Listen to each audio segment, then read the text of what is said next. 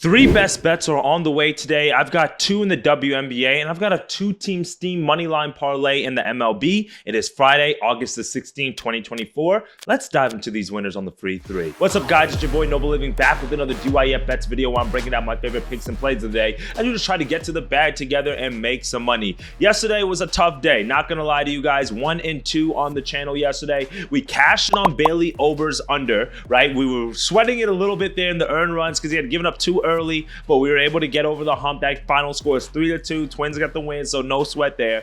And then we did lose on our two WNBA bets, but we did get to learn a little something about the WNBA yesterday that I think is going to play dividends for us today. So our loss was on Natasha Cloud's points. I mean, just a dismal under, okay? She couldn't hit the side of a barn. Well, it was like 11.5. I think she finished like 4 or 5 points. So, I mean, we didn't have to sweat it because it just really didn't have a chance of hitting. Sabrina Ionescu points. We sweated that one out. She had like 14 at halftime, so I was like happy, but I was also worried because the Liberty were up by 30 points at halftime, and then it happened to be like a 40-point blowout. She only played about 22 minutes, finished with 18 points. If she had finished with like 30 minutes, we'd have gone over the total of 20.5, but it happens. So bad losses on the WNBA yesterday, but I think we're going to learn from it today. We're going to run it back, so I'm not too worried just yet. You can see our year-to-date record right here. We gave a little bit back for the month of August, still about 2 games under 500 here, but we got 3 winners on the way today, and we've got some games on the board for tomorrow, so we should be able to turn it around with a little bit of time here left month, all right? So if you guys have been a fan of the channel, if you've been enjoying the videos, please smash that subscribe button. Please click that like button. We're trying to get it out to more people. I appreciate all the love and support for everybody who's been supporting the channel over the months.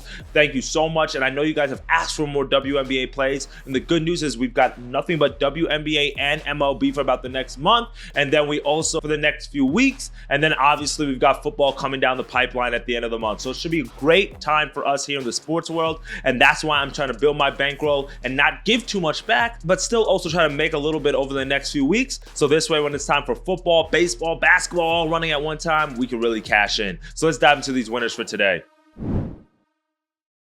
For my first best bet of the day, we're going to talk about the WNBA card a little bit here. So what did I learn yesterday? So the teams that had players that played in the Olympics were much better than the teams that didn't play at all. I don't know what the girls are doing over the past month, rightfully so. If anybody has any athletes here, like, you know, when you used to take off like Christmas break, or you used to have like a fall break, and you used to have like a few 3-4 days without practice, and you used to come back and you used to have that scrimmage, and it was like you still weren't all the way there and working off the sluggishness. Yeah, that's what we saw yesterday for the women. The Phoenix Mercury won by 20 points against the Chicago Sky on the road. The Washington Mystics lost by 11 to the Minnesota Lynx. The New York Liberty beat the Los Angeles Sparks by damn near 40 points yesterday. What's the key denominator in all those? All the teams that won had representatives on the U.S. Women's Olympic gold medal team.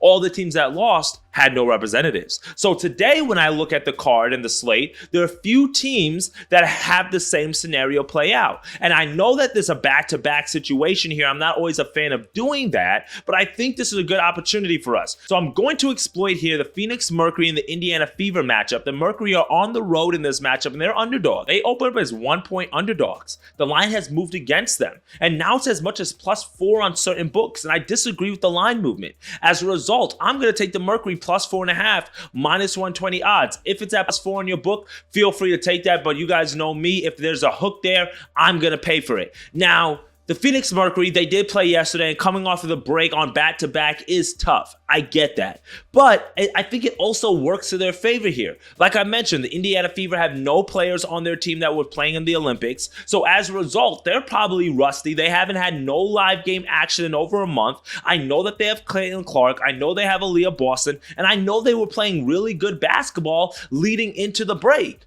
But that's just not really the situation that we have here now. And as a result, I'm going to have to fade them here. I'm not saying they're going to lose the game, even though I do think they are going to lose the game. I'm going to sprinkle a little bit on the Mercury on the money line.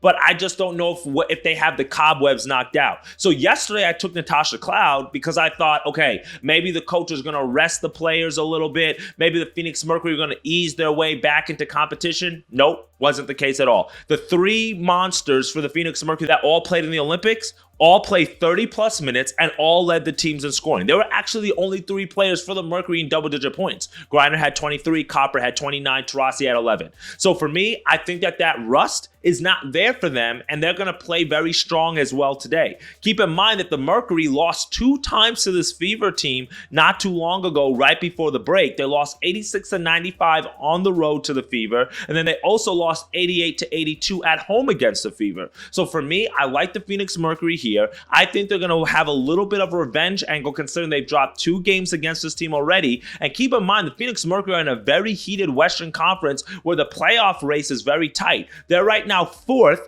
behind Vegas, Seattle, and Minnesota. But it's wide open because they're only about 3-4 games back behind those teams. And keep in mind in the WNBA, like I mentioned yesterday, that only the top 8 teams across the entire board make it. So right now they're looking at about a 6 seed, and there's still a chance that they can move up a little bit to the 5 seed, 4 seed if they play strong coming down the back half. Now the Fever do have to play strong as well because they're right now about a 7 seed to make the playoffs, and that has a lot to do with the streak that they went on coming back from the break. But I'm going to fade them here. From what I saw yesterday, I'm going to back the Phoenix Mercury plus 4.5. I know it's the second day of a back-to-back, but I think this team is just in a lot better form because they had girls playing basketball over the past month. We saw them play really well yesterday, and if it's not broke, don't fix it. I'm going to run it back. Now, considering the fact that I like the Mercury in this matchup and I'm going to run it back for them, I think they're also going to get out to a hot start. And as a result, I'm going to stick with this game for my second best bet, and I'm going to go with the team total here. And I'm going to take the Mercury first half team total over 43.5 points, minus 110 odds. Now, yesterday, the Phoenix Mercury took on the Chicago Sky, like I mentioned, and they came out absolutely on fire. They scored 50 points in the first half in that game in comparison to only 28 for the Chicago Sky. So they literally won that game in the first half. Meanwhile, if you look at some of the other matchups that these two teams have faced off, in the last time on the road against the Fever, they only scored 37 points in the first half. So they went underneath this number, but they just had really bad shooting in the first half, in all honesty. And the Indiana Fever came out on fire. But if you look at the other matchup they had a few months ago, back on July the 1st, the Phoenix Mercury were able to score 49 points in the first half in that matchup. So again, this is a team that's got 3 players that played in the Olympic gold medal game and the entire Olympics. All 3 of the players played significant minutes, so it's not like they just had somebody riding the pine. We saw them come out to a hot start yesterday. We know the Fever before the break were more of a fast-paced tempo team. The total is about 174 for this game. I'm not going to take the over because I do think there might be a little bit of rust and these games could go under, but 43.5 to me is very generous. That's only about 21, 22 points for the first per quarter, so I don't think that's too much to ask for. Phoenix Mercury first half over 43.5 points as our second pick of the day. Now for our third and final best bet of the day, let's head over to the baseball card. And there's some games I actually like on the slate today, but the odds value is not really there. But there are 2 matchups that I want to exploit, and I don't know if it's a too good to be true parlay because we're at that time of the year where we're getting a lot of juice on heavy favorites. We've got playoff situational baseball going on, but also at the same time, we're seeing heavy favorites also lose. But I'm going to take a risk here, and I'm going to go with the 2-team steam. A Moneyline Parlay for you guys. Give me the Astros on the money line. Give me the Phillies on the money line. Parlay those 2 together, you get to plus 105 odds. So not too bad. So the Phillies, why do I like them? Because they are taking on the Washington Nationals. And who do the Nationals have on the mound? Patrick Corbin. That's right. It's fade Patrick Corbin day. But the problem with that is all of his numbers are super inflated. You know how I take 2.5 earned runs? Well, his earned runs is at 3.5 at like minus 140. His hits allowed, while everybody else is at 4.5 and 5.5,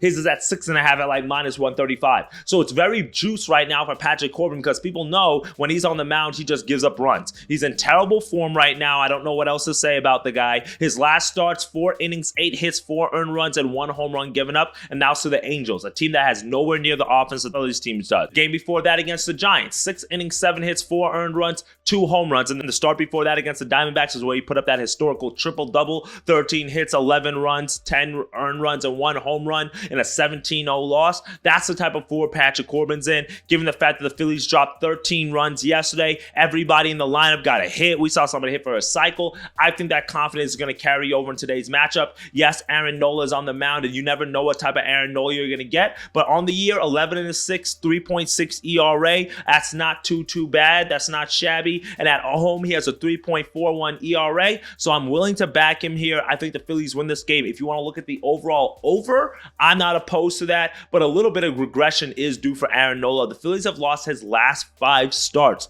that he started. So there's a little bit of regression that's due for him. And I think this is a good opportunity for him to pick up a win. Give me the Phillies on the money line. Now, the Astros are one of the hottest teams in baseball right now. I'm going to keep continuing riding the hot streak as they've won 8 straight 8 games in a row, and now they find themselves against the Chicago White Sox, obviously the worst team in baseball, 29-93 on the year. Garrett Crochet, 6-9 on the year, 3.65 ERA. So that's probably why we're getting a little bit of better value at minus 200. Better value than if it was somebody else on the mound. If somebody else on the mound, this is easily a minus 300 game. I mean, we saw that with the Yankees in the last series. Astros, they're in a very competitive playoff race. I've been talking about that lately here on the channel. They're now 3 games ahead of the Seattle Mariners. The Mariners are tanking. They're blowing it. I don't know what they got going on. They're losing games 2-1, 1-0, 3-2. Like, you got to win these games against teams against like Detroit. You got to win those games, man. And they're slowly losing their momentum, and the Astros are taking advantage of it. This is another game you don't want to drop against a team that you should win in a very competitive AL West race.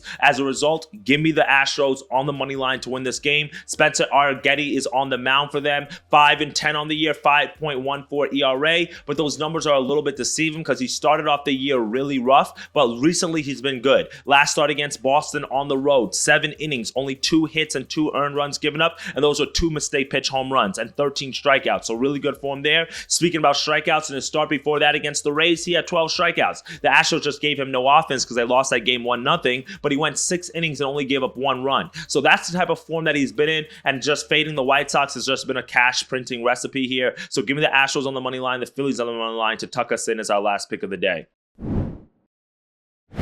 That's it for me today, my friends. 2 best bets in the WNBA and 1 inside the MLB. For the MLB, we're just going to go with a Moneyline Parlay. Don't overthink it late. Astros on the money line, Phillies on the money line. That gets you to plus money. Then give me the Phoenix Mercury against the Indiana Fever. I'm taking them on the full game spread at plus 4.5, but I'm also going to isolate their first half team total to over 43.5 points. I like that. Also, the Seattle Storm are playing as well. They had Jewel Lloyd, who's on the Olympic team. I like them to beat the Atlanta Dream today, so you may want to take a look at that. That spread's a little bit high, about like -7 on the road, but that's another situational like kind of WNBA play that fits kind of what I was talking about. Teams that have players on the Olympic gold medal team that are also playing a team that had no representatives. Connecticut Sun, Dallas Wings, that game is a little bit of a toss-up for me, so I'm not really don't have an opinion on that game, but I do think that kind of situational play works out for the Storm and Dream, and then obviously the Mercury and the Fever. So let's see how that looks today, and if you guys like these picks, then make sure you come back to the channel tomorrow. Well, I have a quick reel for you with a quick Saturday blitz, so we can give you a few winners on the Saturday card. Right, my friends? Let's get to that cheddar, and I'll see you on tomorrow's video.